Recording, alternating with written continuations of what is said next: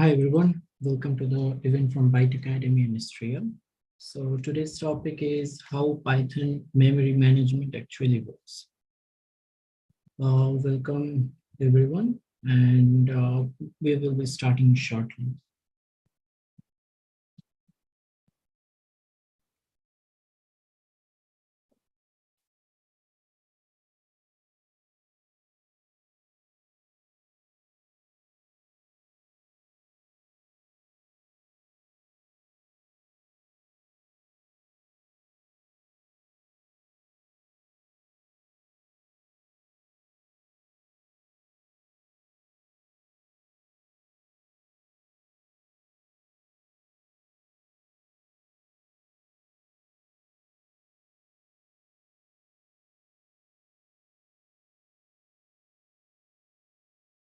Hi everyone, welcome once again to this event from Byte Academy and Nestria.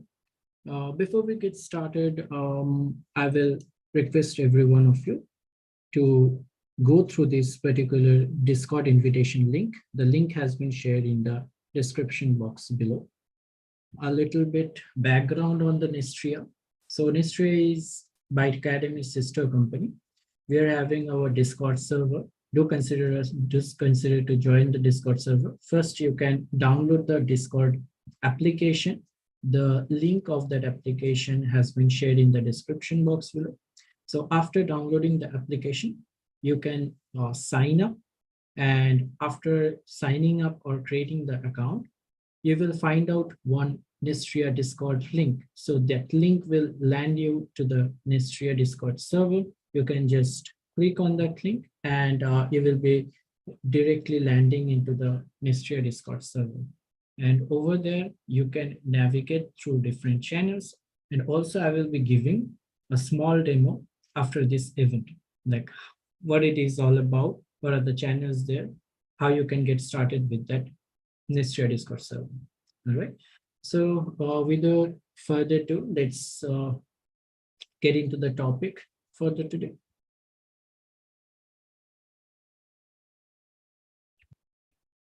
Okay. So today's topic is how Python memory management actually works.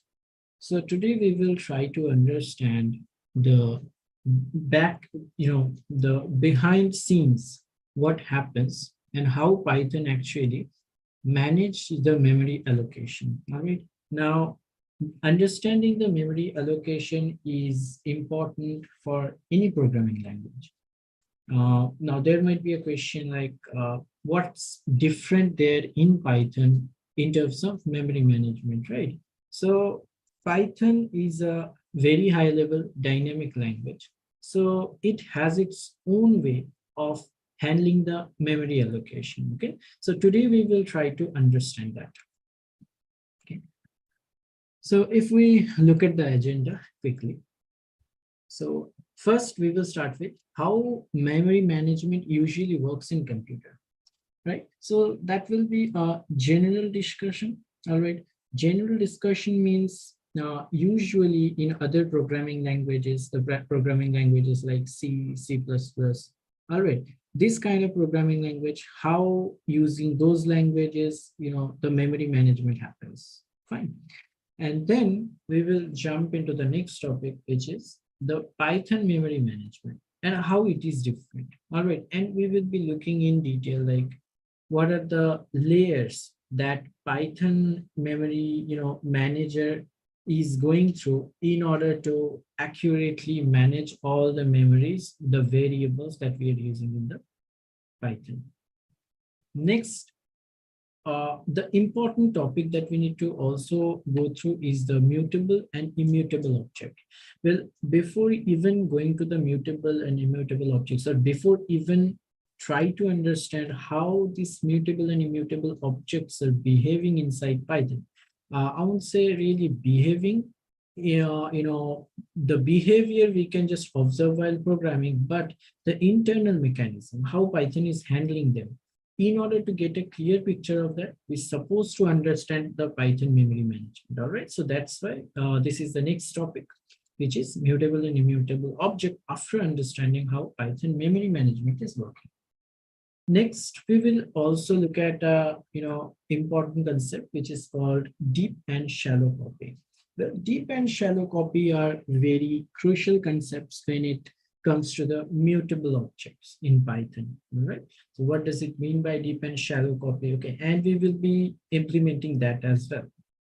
Next is one more practical, like hands-on demo of Python memory management. All right, so we will try to create some variables, all right, of list and tuple, and we will see how, we will be looking at the memory addresses, and we will be trying to understand that how things differs in mutable object and immutable object, and how this memory management is actually working.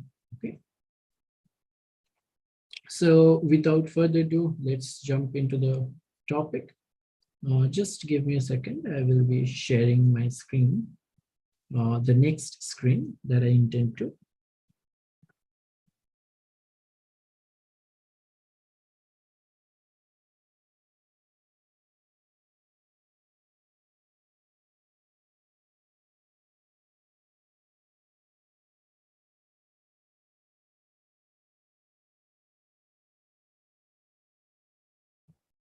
All right. So here we will try to understand about the Python memory allocation. All right. Now, first, as I told, that we will go through how the memory allocation actually works in any programming language or in general. All right, in general. So first of all, in basic Python, we already know, or basic languages, so you already know there is a concept of variable, right? So usually when we create a variable, it basically addresses a specific memory location wherever the computer has kept our data. All right.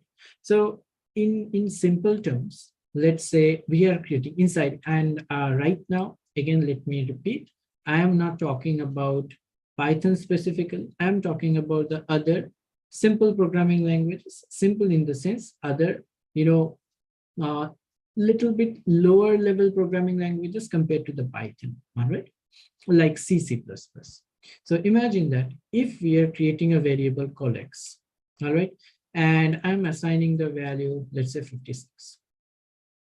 In that case, what will going to happen?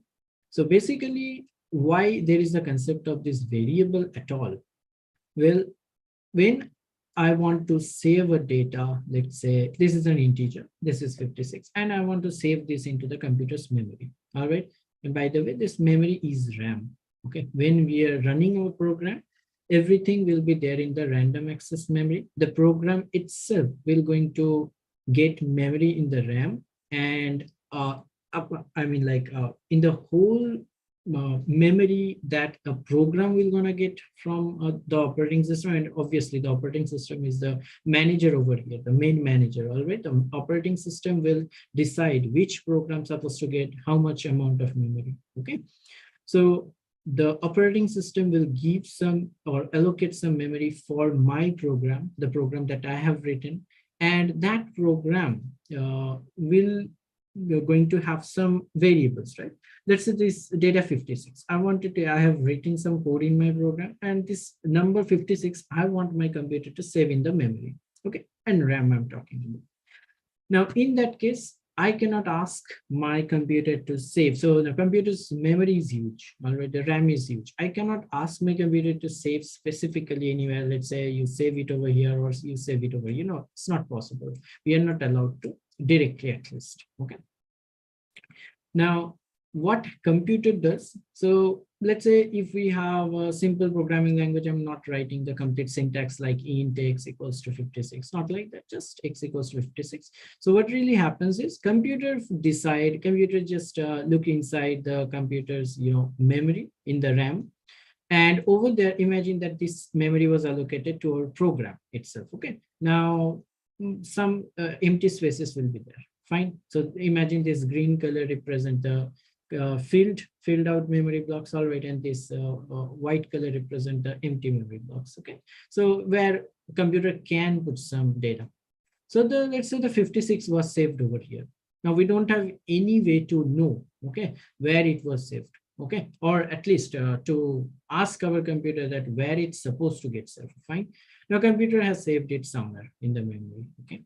And after that, as we don't really directly, know where it got saved, so computer gives us a convenient way, all right? Computer gives us a convenient way to access that memory block, okay? Because why we are saving, we are basically want to access that later, right? Later point of time. So that convenience is this variable. So this concept of variable comes into the picture. So if so, what happens in the programming languages? Simply, if I'm asking that, or if I'm writing in, some programming instruction that I want the value which is stored on behalf of this x variable, or I want the value which is represented by this x variable, okay? That case computer will understand, so this x variable, okay, it will be associated with some memory location, all right? And my computer do know that, all right?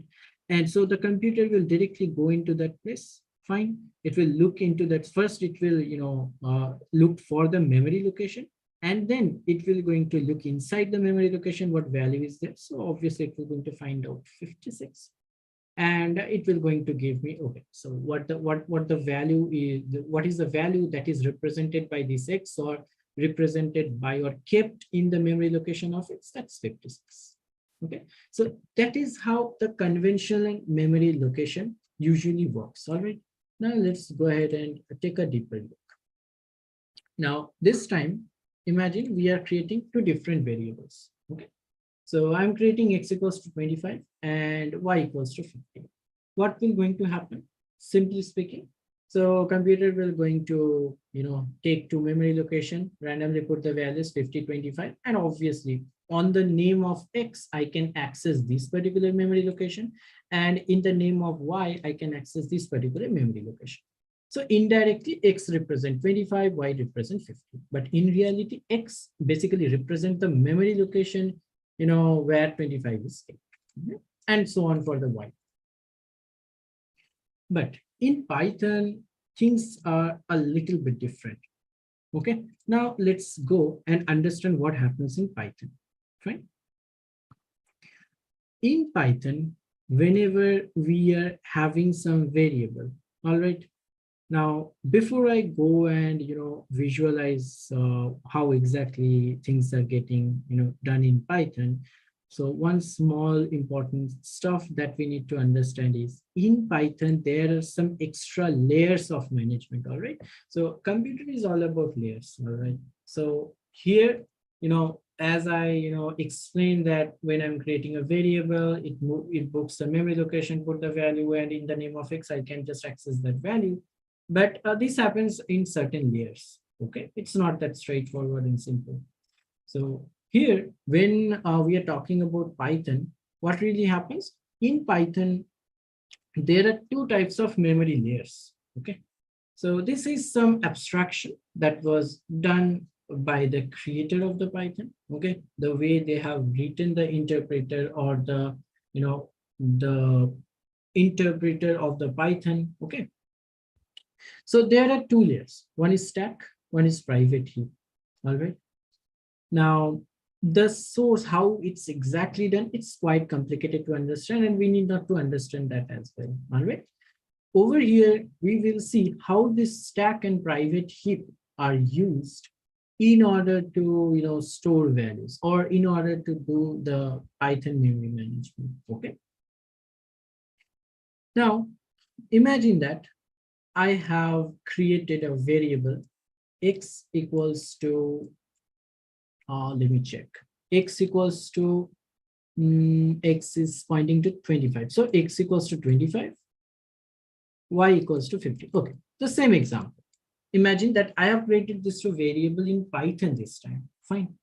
But what going to really happen this time? So last time directly computer is finding out some memory location, putting 25 over there and giving, and I can just directly access, or this x will be the representation of that memory block. But here the story will be a little different. Okay, I will try to keep it as less layered as possible. Fine.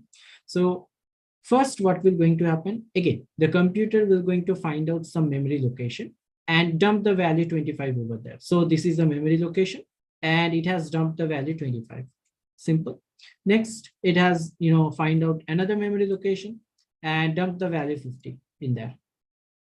Great. Now this time, as I said, there is another, memory layer. So layer over here. So this is private heap and this is stack. Okay.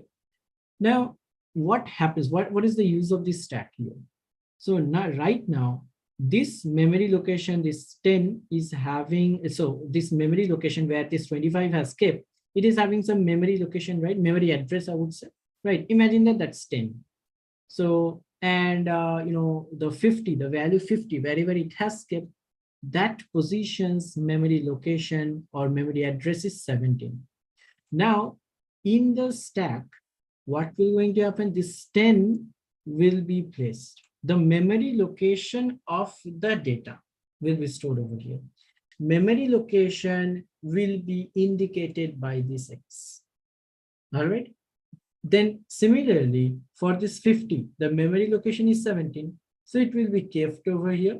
And this 17 will be directly indicated or associated with this variable Y. Now, the effect of this is obviously not visible. Whenever I will ask Python that give me the value of X, I am gonna get 25. So we will not gonna feel these memory abstractions in between, okay? But behind the scene, this much things are happening, all right?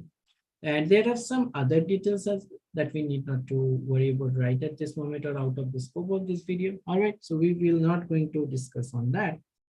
But yeah, this is kind of, summary of what happens, or at a broad level, what happens inside the Python memory location. Fine.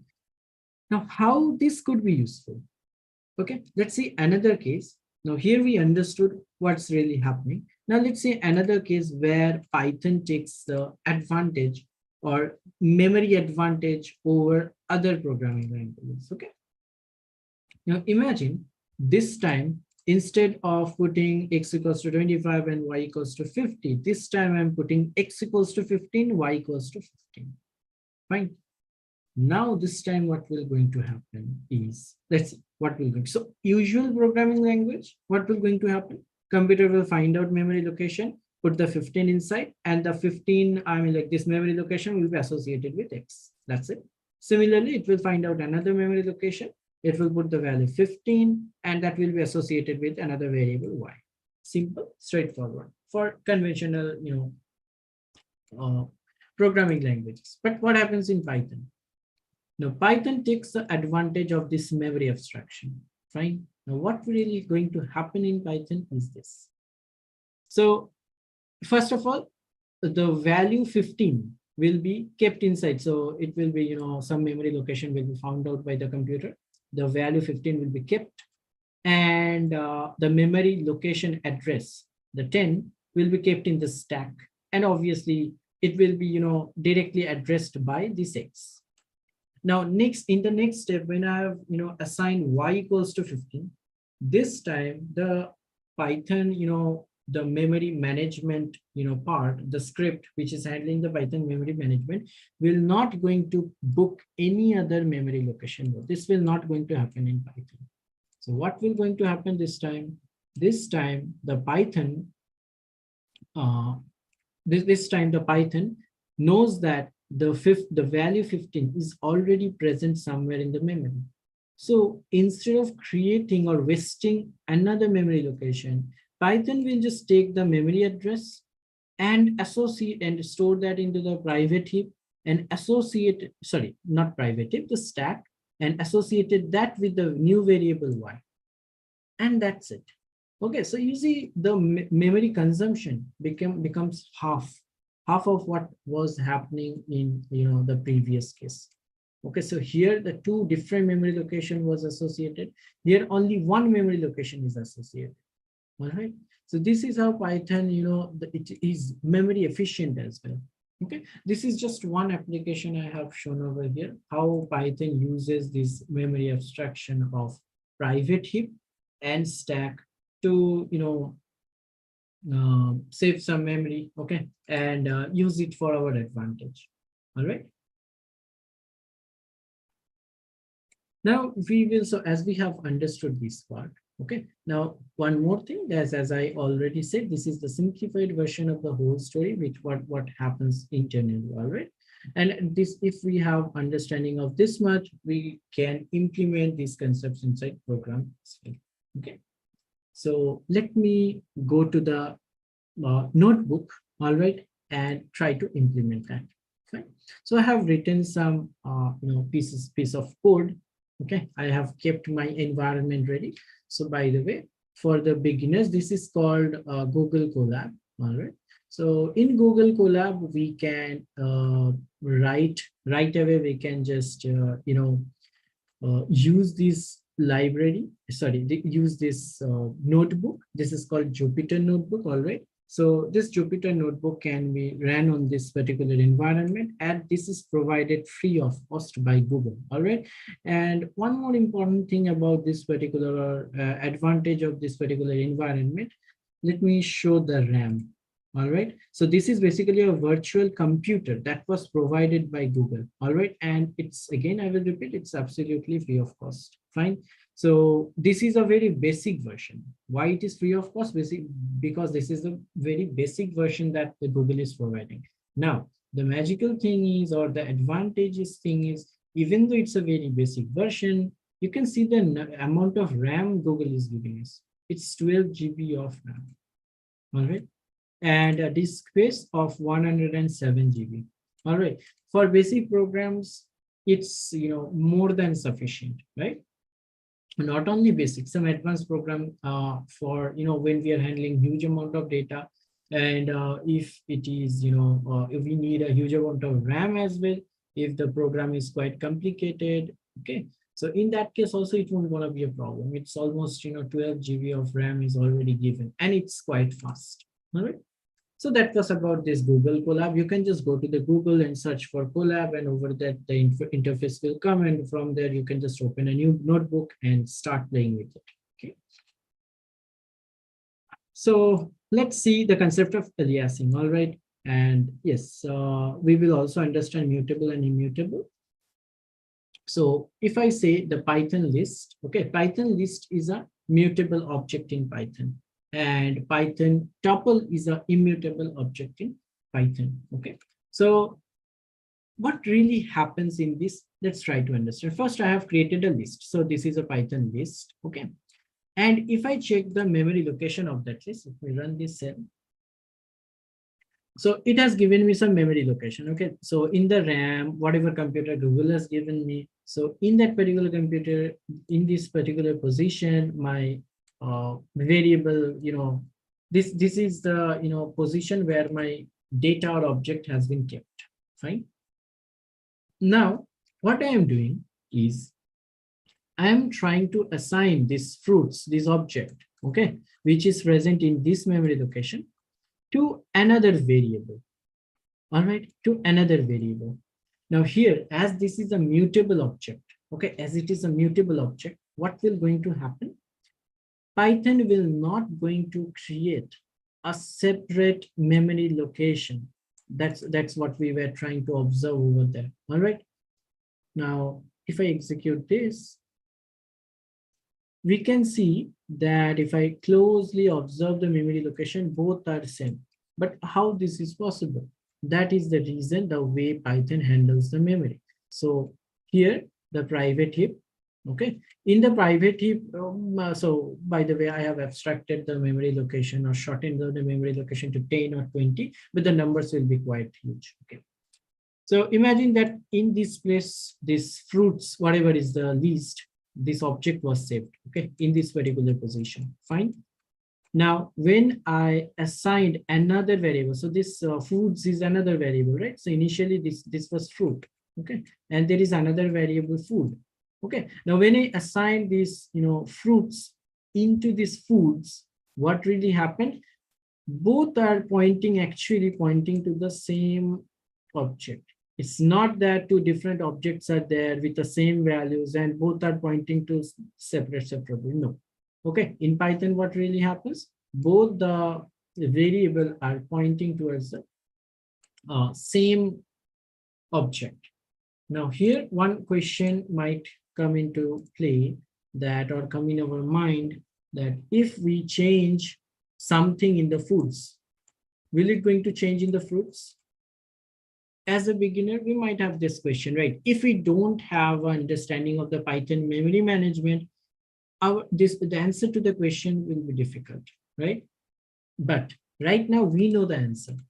If even it doesn't matter we're going to change foods or it doesn't matter we are going to change fruits, both are pointing to the same object which is present inside this memory location. That's why when I printed the memory location of fruits and printed the memory location of foods, both are pointing to same object. So it doesn't matter I change this or I change this, the same object will gonna get affected.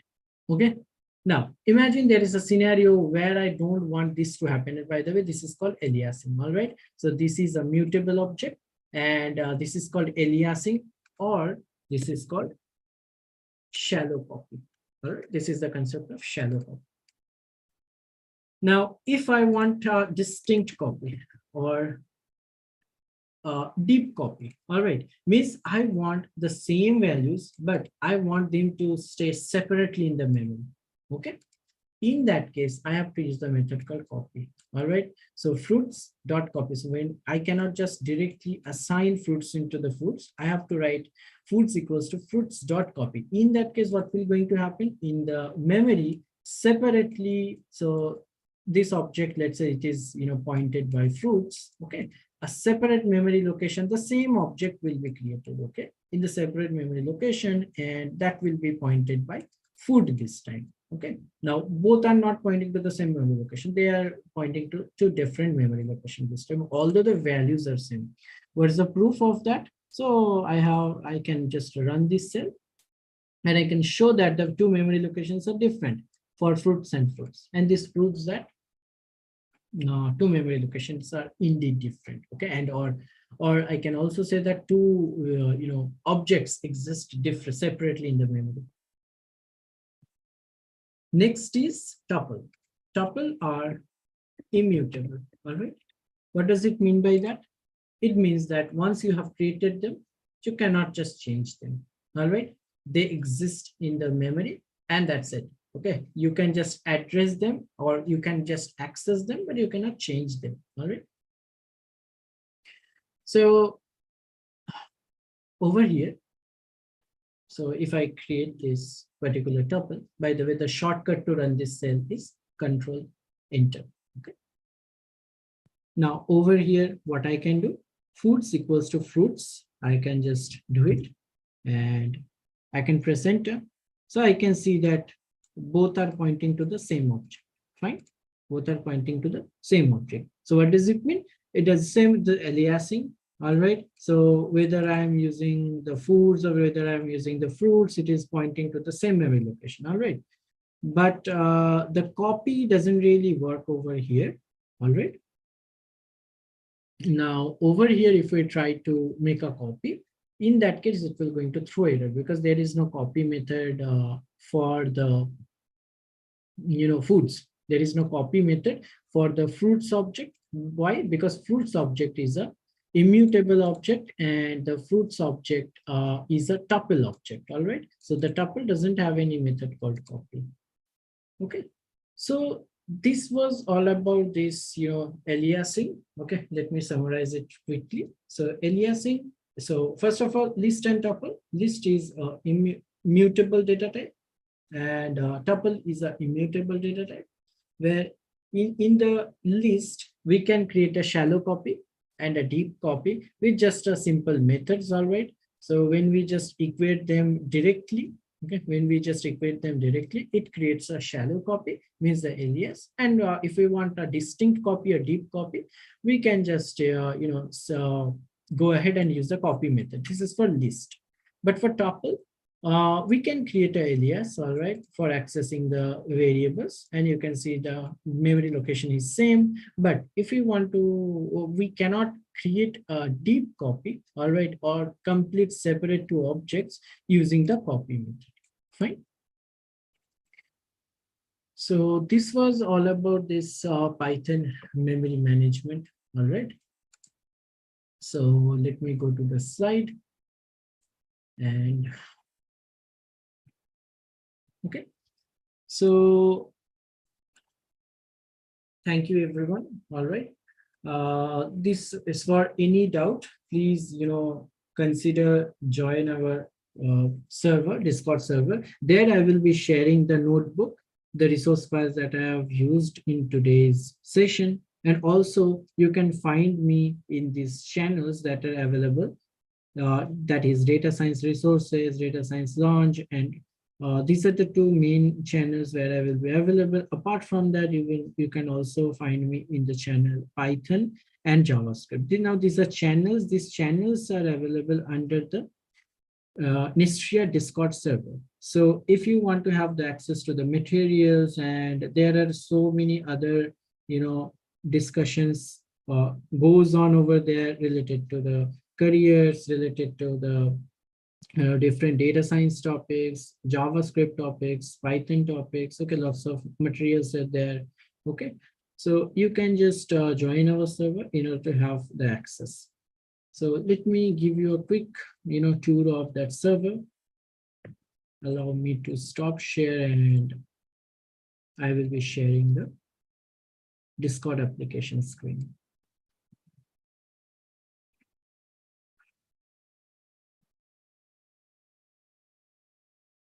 All right, so this is how our Discord application looks like. So here, this is the Nestria server, and you see that's the icon over there. It's telling that some event is going on, which is how Python memory management actually works. So there will be lots of events as well, okay, which you can check out and access directly. Okay. First, you can just, if you're joining the server, you will be landed over here in the Nestria. From here, you can just click on these, small flags, I will say, and the corresponding channels will be visible. So if you scroll down a little bit, there will be Python, there's a Python launch, and there will be Python resources, okay? So in the Python resources, you will find out lots of different resources related to Python, okay? Lots of different resources. And then you can go to the data science, channel, all right. And there will be data science. And by the way, there is a free data science course also we will be launching, all right. So you can go check out, all right. Consider joining the server, and you will be find out this link to that form, what you need to fill up in order to join this program. This will be the 5 days program. In the basic topics of data science, you will get an overview, and yes, over here you will find out lots of other topics. Here I've shared some topic about normal distribution. Okay, you can ask me different questions. Okay, so there is data science launch where people usually ask questions. All right, so here I posted some questions before, and I will also be answering the different questions. Okay, so you can see there is question I have posted, and here I have answered that question right over here. All right, so yeah, we can have a nice chat over there on this tech topics. Then there is JavaScript, blockchain, then career related channels. All right, so there are some other channels as well to consider. Join the server and try to use the opportunities that we are providing. All right, so thank you everyone for joining today. So we will be ending the session here itself. All right, thank you everyone. Thank you once again. Have a great day. Do subscribe our channel.